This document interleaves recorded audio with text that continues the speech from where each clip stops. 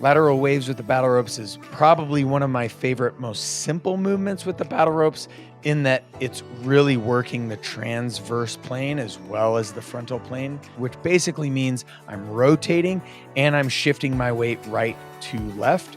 And so I'm going to have a nice, strong, stable, wide platform. So think at least hip width apart, if not double shoulder width apart for your feet. You're going to drop the hips enough to create good, strong stability. And then you're going to rotate that torso, pushing those waves laterally. And then the faster you rotate, the more your abdominals are going to engage, the more your upper back is going to engage, the more your shoulders and biceps and triceps and grip are going to engage. As you step forward, you're creating far more force, far more engagement with those lateral waves. The outside circles with the battle ropes is a great way to create strong, stable, yet supple shoulders. And what I mean by supple is their ability to move freely in time and space.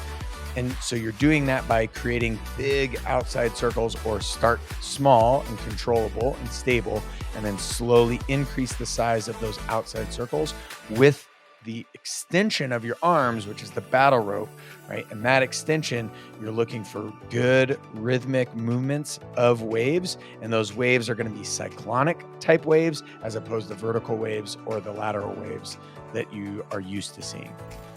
So the starting point is going to be the outside of the hip. You're going to come up and through the sternum or in between the shoulders, and then bring it down to the other hip. The goal is to not actually stop in those positions where you're changing direction, but go down and then immediately back the other direction, reversing that movement.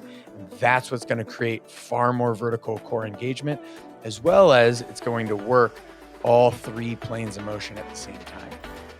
With the battle rope alternating wave, it's the original OG battle rope movement.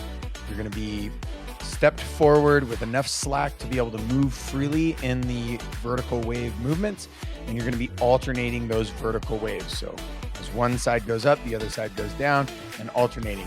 Typically, you want to focus on keeping your shoulders down and back, abs nice and engaged, nice and proud chest. You typically don't want to be hyper hinged in this movement, but oftentimes that's what we see. The hips are too far back, the grip is too tight, and there's way too much tension in the rope.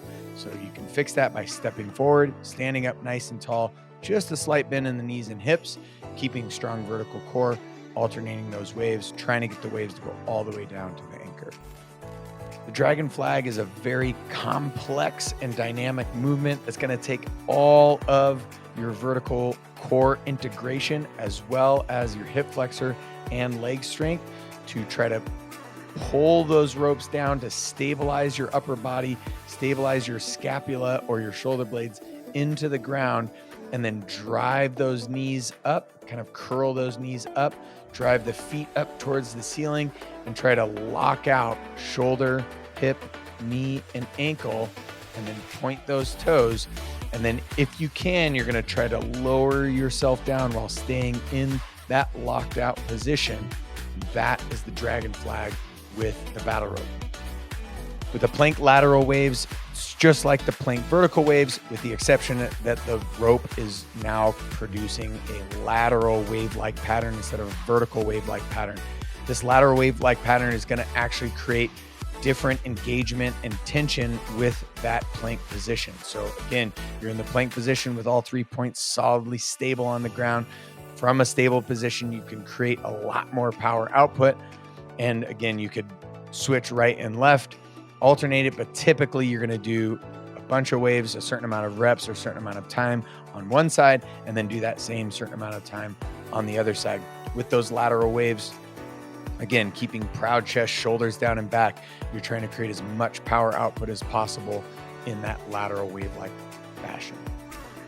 The kneeling alternating waves, you're doing just that. You're kneeling, so you might have a slight bend in the hips, or if you do a seated kneeling where you're actually seated on the heels of your feet, so seated back, right? Then you'll have a lot more bend in your hips, so you could do all the way full kneeling or standing kneeling, tall kneeling, or you could do a seated kneeling type position.